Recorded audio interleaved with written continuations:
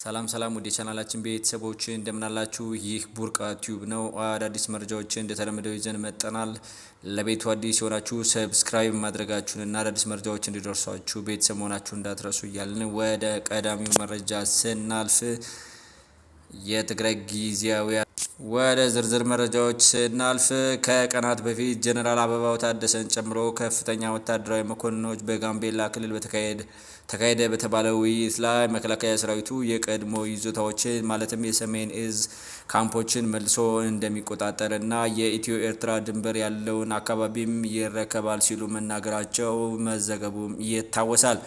በወቅቱም ጀነራል ታደሰ ወረደ ሰራዊቱ ትግራይ እንዲገባ አልተስማማሁም ሲሉ በጽህፈት ቤታቸው በኩል አስተባብለው እንደነበር የሚታወስ ሲሆን ዛሬ በወጣ መረጃ ደግሞ ጊዜያዊ አስተዳደሩ ምክትል ፕሬዝዳንትና የህወሓት ምክትል ሊቀመንበር አቶ አማኑኤል አሰፋ ችግሮቻችን ሳይፈቱ መከላከያ ሰራዊቱ ትግራይ አይገባም ብለዋል። አሁን ላይ ትግራይ የፌዴራል ስርዓቱ አካል አይደለችም፣ ወኪልም የላትም ያሉት አቶ አማኑኤል ትግራይ ወደ ህገ መንግስታዊ ስርዓቱ ሳትመለስ የመከላከያ እንዲገባም አንፈቅድም ብለዋል። ይሁን እንጂ አቶ አማኑኤል እስካሁን የመከላከያ ሰራዊቱ ወደ ትግራይ ክልል ለመግባት ከፌዴራል መንግስቱ በይፋ የቀረበም ጥያቄ የለም ብለዋል። ከዚህም ቀደም ጀነራል ጻድቃንና አቶ ጌታቸው ረዳን ጨምሮ ከእኛ ጋር የነበሩ አካላት መከላከያ እንዲገባ በተደጋጋሚ ሲጠይቁ ነበር ያሉት አቶ አማኑኤል አሁን ላይ መከላከያ ሰራዊት ወደ ትግራይ ክልል እንዲገባ የቀረበ ጥያቄ ባይኖርም የቀይ ባህርን ለማስመለስ የሚደረገው ጥረት ላይ ተሳታፊ እንድንሆን ግን ጥያቄ ቀርቦልን ነበርም ብለዋል። በቀይ ባህር ጉዳይ ላይ የፌዴራል መንግስቱ እያመራ ያለውን ትርክት እንድናራምድ የተጠየቀ ነው። ምናልባትም ጦርነት ከተነሳ አብረን ከፌዴራል መንግስቱ ጎን ተሰልፈን እንድንዋጋም ነበር የተፈለገው፣ እኛ አልተቀበልነውም እንጂ ብለዋል።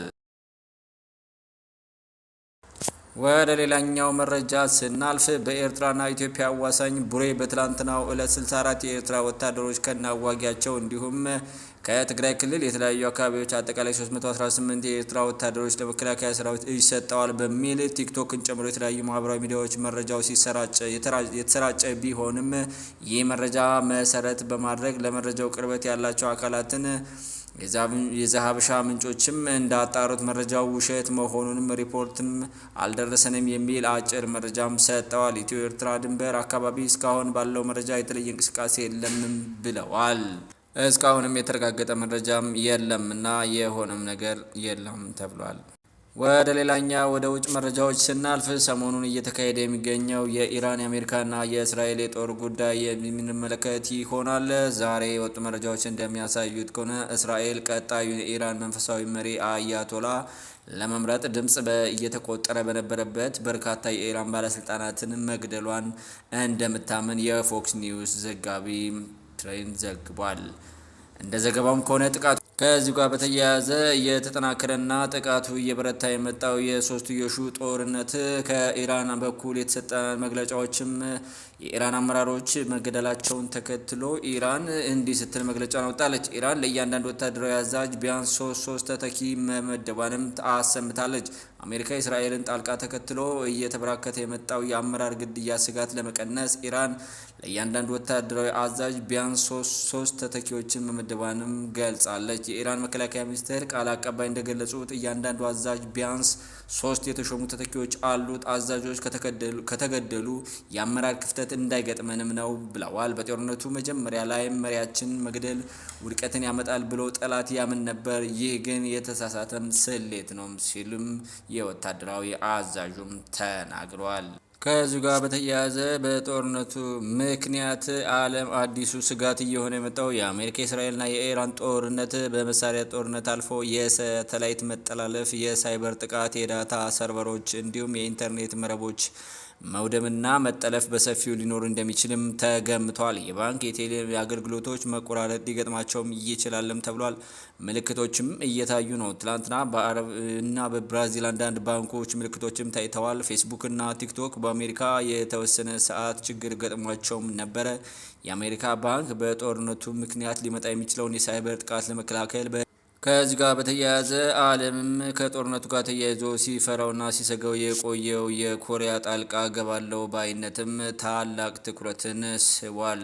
ጦርነቱን እቀላቀላለሁ ኪም ጆንግ ኡን አንድም የሰሜን ኮሪያ ዜጋ ቢነካ ጦርነቱን እቀላቀላለሁ። የኪም ጆንግ ኡን የዓለምን ፖለቲካ እጅግ አስደንጋጭ በሆነ መልኩ የለወጠ መግለጫ ከሰሜን ኮሪያም ተሰምቷል።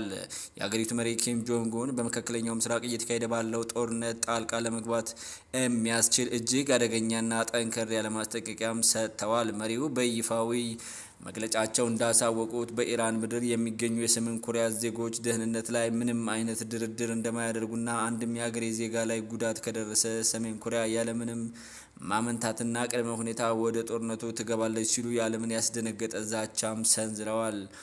ይህም የኪም ጆንግ ኡን ንግግር በቀጠናው ያለውን ውጥረት ወደ ሶስተኛው ዓለም አቀፍ ጦርነት ሊቀይረው ይችላል የሚል ከፍተኛ ስጋት በዓለም አቀፉ ማህበረሰብ ዘንድም ፈጥሯል። ተንታኞች እንደሚሉት የፒዮንግያንግ ቁጣ ለኢራን ትልቅ ወታደራዊ የጀርባ አጥንት ሊሆን የሚችል ሲሆን አሜሪካና አጋሮቿ ደግሞ ወደ ከፋ ወታደራዊ አጣብቂኝ ውስጥም የሚከት ነው ሲሉም ዘግበዋል። ውድ ቻናላችን ቤተሰቦች የያዝናቸው መረጃዎች እንደዚህ ይመስላሉ። በሌላ መረጃ እስክንገናኝ በላይ ያላችሁበት ሰላም ሁኑልን። ይህ ቡርቃ ቲዩብ ነው። አዲስ የሆናችሁ ሰብስክራይብ ማድረጋችሁ እንዳትረሱ።